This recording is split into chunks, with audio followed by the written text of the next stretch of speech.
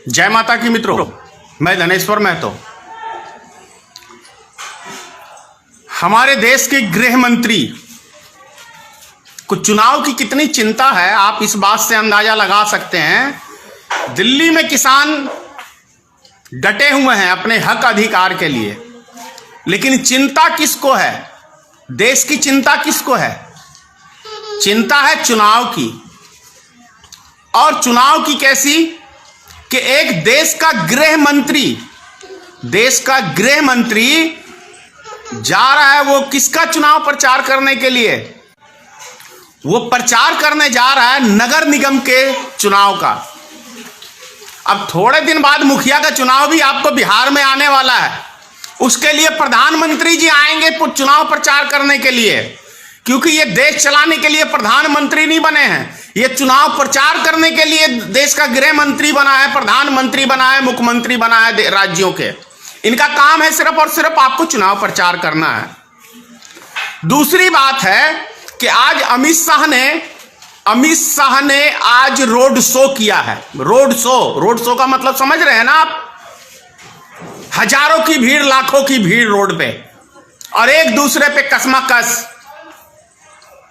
भाड़े के आदमी लाए गए थे, लेकिन उस भाड़े के आदमी में भी अमित शाह गो के नारे लग रहे हैं उस रोड शो में। उससे बड़ी बात क्या है कि चुनाव खत्म होते के साथ कोरोना वायरस आपको जगह जगह फैल जाता है, लेकिन नेताओं को रोड शो करने के लिए देश का गृह मंत्री अमित शाह जी रोड शो करे और वहां कोरोना आ जाए। क्या मजाल है उस कोरोना की यार? आखिर डर कैसे नहीं है? अरे गुजरात का एक नंबर का लफंडर, गुंडा, मवाली रोड शो कर रहा है आज गृह मंत्री होकर, तो उसके डर से तो वैसे ही भाग जाएगा कोरोना। भैया हम मंदिर में पूजा करने जाएंगे तो वहां कोरोना हो जाएगा, और यदि अमित शाह की रैली में जाएंगे तो वहां कोरोना भाग जाएगा।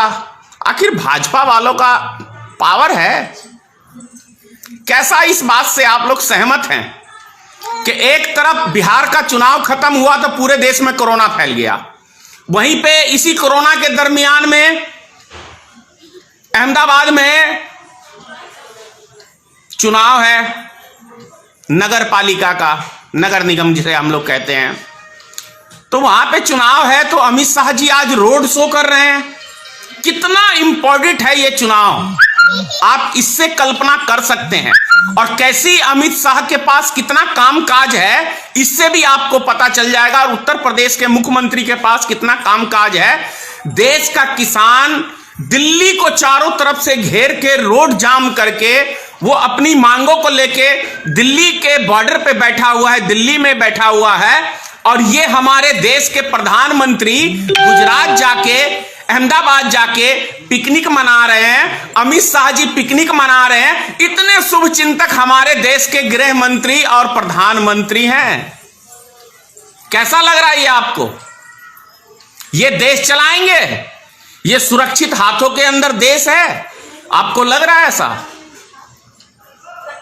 फैसला आपको करना है कि एक राज्य का भी नहीं, एक मतलब अहमदाबाद शहर का निकाय चुनाव में जा रहे हैं रोड शो करने एक देश का गृह मंत्री।